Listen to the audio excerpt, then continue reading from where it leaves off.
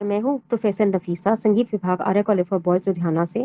आज आपको भातखंडे जी की स्वरलिपि पद्धति के बारे में कुछ बताना चाहती हूँ और उसके गुण और दोष के बारे में ज्ञान देना चाहती हूँ। पहले विष्णु दिगंबर पुलस्कर जी की स्वरलिपि पद्धति प्रचार में आई, पर बाद में विष्णु नारायण भातखंडे जी की स्वरलिपि पद्धति मानी गई। विष्णु दिगंबर पुलस्कर जी की जो स्वरलिपि पद्धति थी वो प्रचार में इसलिए नहीं आ सकी क्योंकि उसमें इतनी डिटेलिंग नहीं थी। विष्णु नारायण भातखंडे जी की स्वरलिपि पद्धति प्रचार में इसलिए आई क्योंकि उसमें डिटेलिंग दी गई थी और बहुत आसान से सबको समझ आने लग गई। विद्यार्थियों के लिए बहुत आसान हो गया उनकी स्वरलिपि पद्धति को अपनाना। इसका पूरा डिटेल हमें क्रमिक पुस्तक मल्लिका से मिलता है। इसके 6 भाग हैं जिसमें हमें इसकी पूरी डिटेलिंग मिलती है। हाँ जी, क्रमिक पुस्तक मल्लिका ही इस किताब का नाम है, जिसमें पंडित जी की स्वरलिपि के बारे में बहुत अच्छी तरह से बताया गया है।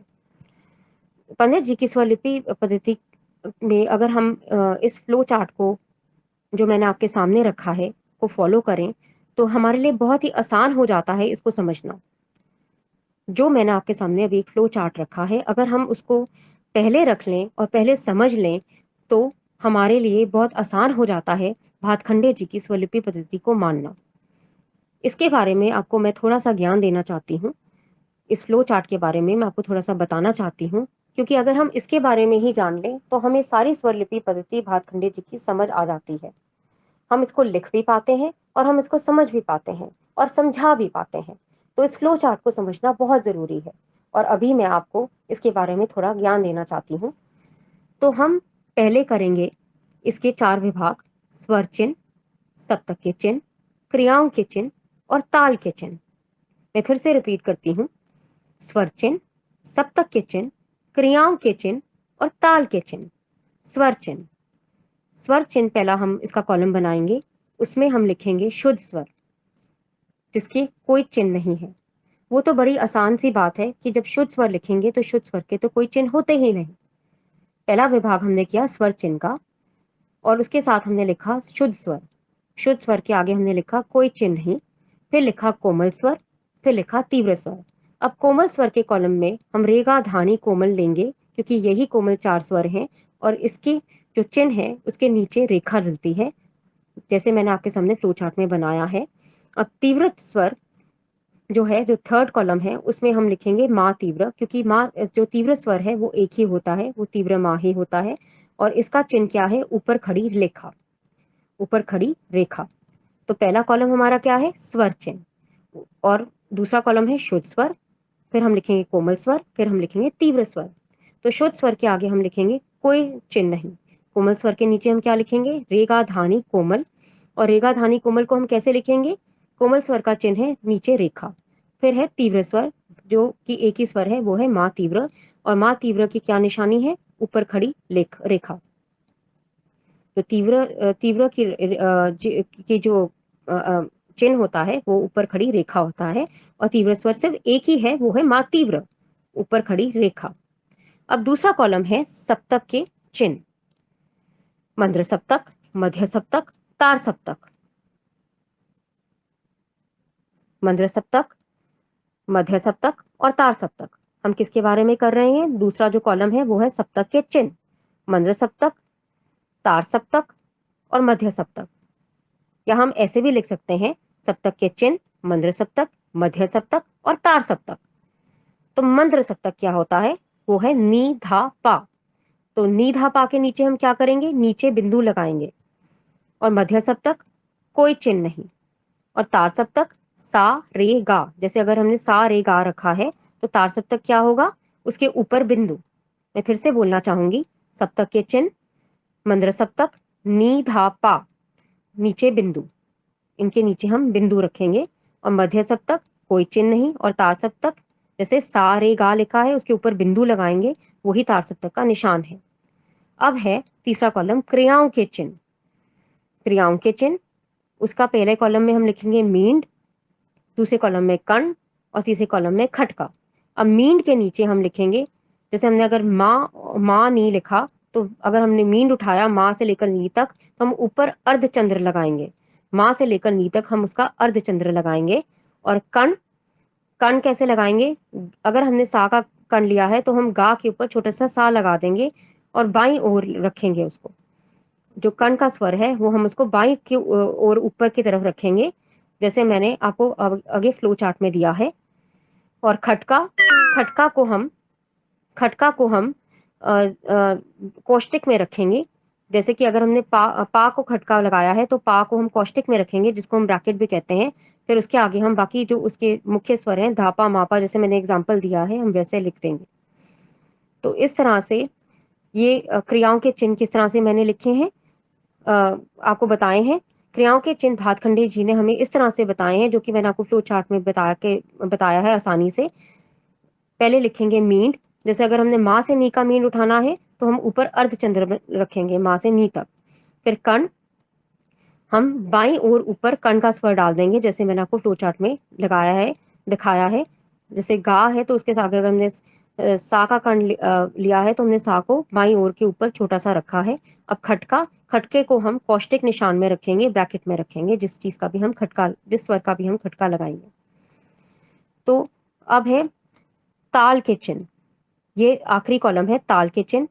ताल के चिन्ह कैसे होते हैं? सम, खाली और ताली। और सम का क्या चिन्ह होता है? नीचे क्रॉस होता है। खाली कैसे होती है? शून्य का चिन्ह शून्य होता है। और ताली क्या होती है? हम उसको मात्राओं में या मात्राओं को संख्या में डाल देंगे। जैसे कि जो ताली की संख्या है, जो ताली होती है उसकी ताली की संख्याओं में हम डालेंगे, जैसे 2 3 4। फिर से मैं आपको बताती हूँ ताल के चिन्ह। उसमें क्या हुआ? सम, खाली और ताली। सम क्या हुआ? नीचे क्रॉस दे देंगे। खाली क्या हुई? शून्य का चिन्ह डाल देंगे। और ताली क्या हुई? हम ताली की संख्या डाल देंगे, 2 3 4। ठीक है, तो मैं आपको फिर से बता दूं कि ये चार्ट कैसा है। स्वर चिन्ह, जिसमें हम शुद्ध स्वर, कोई चिन्ह नहीं, कोमल स्वर, रेगा धानी जैसे डाला, नीचे रेखा डाल दी। और तीव्र स्वर, ऊपर खड़ी रेखा। जैसे माँ तीव्र एक ही है तो तीव्र स्वर की जो चिन्ह है वो है ऊपर खड़ी रेखा। फिर सप्तक के चिन्ह, मंद्र सप्तक, मध्य सप्तक, तार सप्तक। और मंद्र सप्तक का क्या निशान है? नीधा पा है तो उसके नीचे बिंदु डाल दी। और मध्य सप्तक कोई चिन्ह नहीं। और तार सप्तक, जैसे सा रे गा का अगर तार दिखाना है तो ऊपर हम बिंदु दिखा देंगे। अब क्रियाओं के चिन्ह। क्रियाओं के चिन्ह में हम मींड, कण और खटका लेंगे। मींड में हम कैसे करेंगे? हम जैसे माँ से नी का मींड ले रहे हैं तो ऊपर अर्ध चंद्र डालेंगे माँ से नी तक। और कण क्या होता है?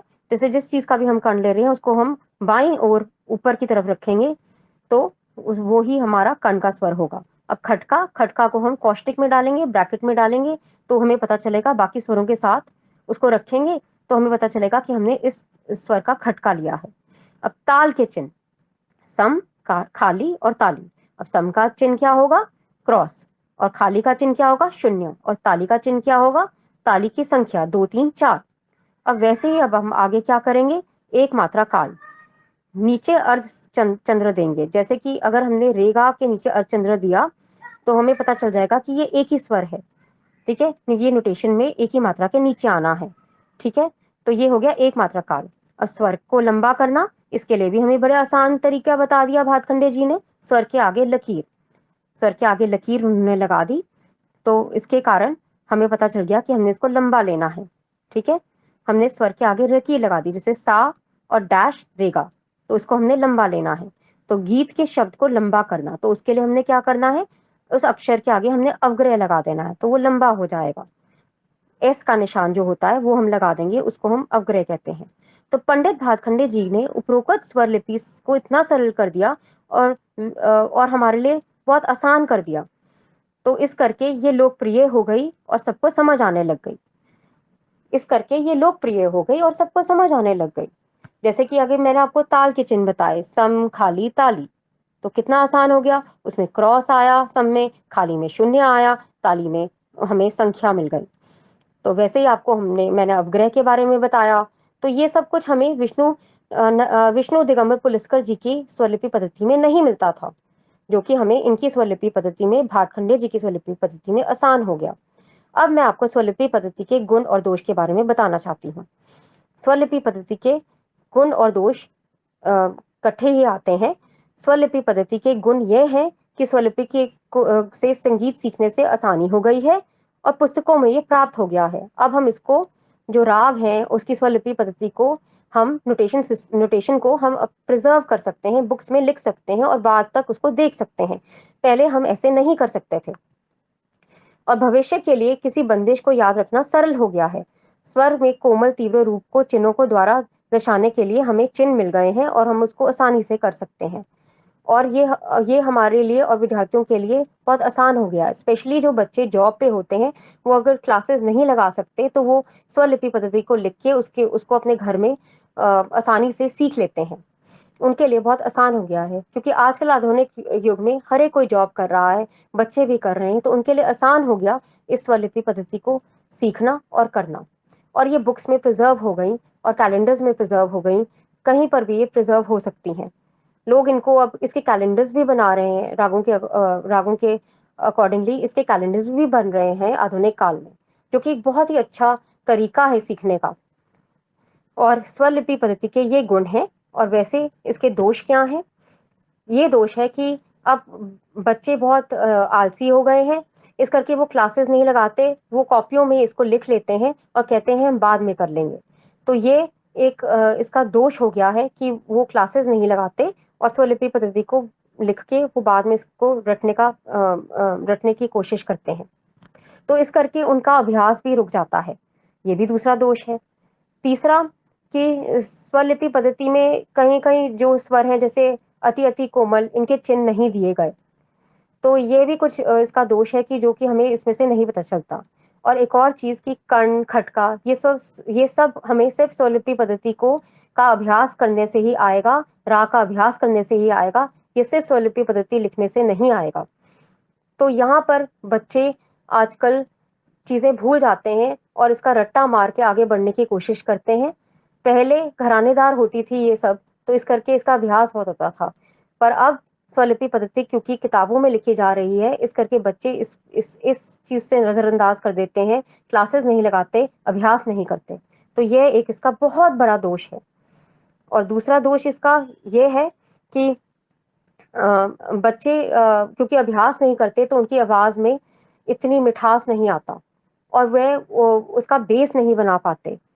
तो इस करके जो संगीत है वो अभ्यास के बिना कभी चल नहीं सकता। तो ये इसके दो बहुत बड़े दोष हैं। एक तो ये किताबों में लिख लेते हैं और फिर इसका अभ्यास नहीं करते, और दूसरा और ये क्लासेस नहीं लगाते। और दूसरा इसका दोष है कि इनकी आवाज़ें इसलिए नहीं बनती क्योंकि ये अभ्यास नहीं करते। तो ये स्वलिपि पद्धति के गुण और दोष हैं। अगर हम देखा जाए तो दोषों की तरफ ना देखा जाए तो ये देखा जाए कि स्वलिपि भातखंडे जी की जो है उसमें हमें गुण ज्यादा मिलते हैं। गुण ये मिलते हैं कि हमें कोमल तीव्र और कोमल तीव्र स्वरों के बारे में बहुत कुछ पता चल जाता है और शुद्ध स्वरों के बारे में भी पता चल जाता है, क्योंकि हमें उसमें चिन्ह मिल जाते हैं। जो जो पहले विष्णु विष्णु दिगंबर पुलिस्कर जी की नोटेशन सिस्टम था, उसमें हमें ये सब कुछ नहीं मिलता था। तो हमें क्या गुण मिला कि हमें इसमें सारे चिन्ह मिल गए और हम इसको आसानी से ले सके कि कोमल कौन सा है, शुद्ध कौन सा है, तीव्र कौन सा है। और हमें मंद्र सप्तक, मध्य सप्तक और तार सप्तक के बारे में भी पता चल गया। तो बस इसका एक और दोष ये भी मैं आपको बता दूं, अगर मैं दोषों की तरफ आती हूँ तो उसका बस एक छोटा सा दोष और है कि हमें इसमें मींड, कंठ, खटका का अभ्यास नहीं मिलता। अगर हम सिर्फ नोटेशन सिस्टम को या नोटेशन को पढ़ें या स्वलिपि को पढ़ें तो हमें इसमें मींड, खटका, कंठ तब तक नहीं आएगा जब तक हम इसका अभ्यास नहीं करते, जो कि मैं आपको एक बार बता भी चुकी हूँ। तो मैं बीच में आपको दोष भी बता रही हूँ पर गुण भी बता रही हूँ, पर सबसे ज्यादा हमें ये सोचना चाहिए कि हमें इसके गुण कितने हैं और दोषों को नजरअंदाज कर देना चाहिए। तो दोषों को नजरअंदाज करते हुए मैं आपको सिर्फ यही बताऊंगी कि भातखंडे जी की स्वलिपि पद्धति के कारण हम आगे बढ़ सके हैं, हम आगे इसको ले जा सके हैं। और अभी भी स्टूडेंट्स, क्योंकि हमें स्वलिपि पद्धति मिल जाती है, तो स्टूडेंट्स जो नहीं कर पा रहे हैं, फुल टाइम कॉलेज नहीं अटेंड कर पा रहे हैं, वो इसके कारण ही इसको करते हैं और कई बार अपने आप का नाम ऊंचा भी ले जाते हैं। और विद्यार्थियों के लिए बहुत आसान हो गया है इसको करना और किताबों में ये प्रिजर्व हो गया है। तो ये बाहर के देशों में भी माना जा रहा है, बाहर के देशों में भी जो अंग्रेज हैं इसको अपना रहे हैं। और सिर्फ भारतीय लोग ही नहीं अपना रहे, अंग्रेज भी अपना रहे हैं। और ये सिर्फ हमें इसलिए आसान हुआ है क्योंकि भातखंडे जी की स्वलिपि पद्धति हमारे प्रचार में आई और उन्होंने इसका आविष्कार किया। तो मैं सिर्फ इतना ही कहना चाहूंगी कि हमें हमें इसके दोषों को नहीं देखना चाहिए, हमें इसके सिर्फ गुणों को देखना चाहिए, जो कि हमारे लिए बहुत बहुत फायदेमंद है। तो यही स्वरलिपि पद्धति के गुण तथा दोष हैं। और भातखंडे जी की स्वरलिपि पद्धति हमारे लिए बहुत ही खूबसूरत तरीके से हमारे सामने उन्होंने रखी है, और हमारे लिए हर एक चीज़ बहुत खूबसूरत कर दी गई और बहुत आसान कर दी गई। और इसके लिए मैं क्या, पूरा संगीत जग उनका आभारी है। और ये ही भातखंडे जी की स्वरलिपि पद्धति के बारे में हमें जानकारी मिली है, और यही उसके गुण हैं और यही उसके दोष हैं। और दोषों को मैं फिर से कहती हूँ कि हम ना देखें, सिर्फ इसके गुण को देखें, तो ये एक हमारे लिए बहुत ही महत्वपूर्ण और बहुत ही सुंदर उपहार संगीत जगत के लिए है। हाँ जी, भातखंडे जी की स्वरलिपि पद्धति, हाँ जी, भातखंडे जी की स्वरलिपि पद्धति हमारे लिए बहुत ही खूबसूरत उपहार है, पूरे संगीत जगत के लिए बहुत ही खूबसूरत उपहार है। धन्यवाद।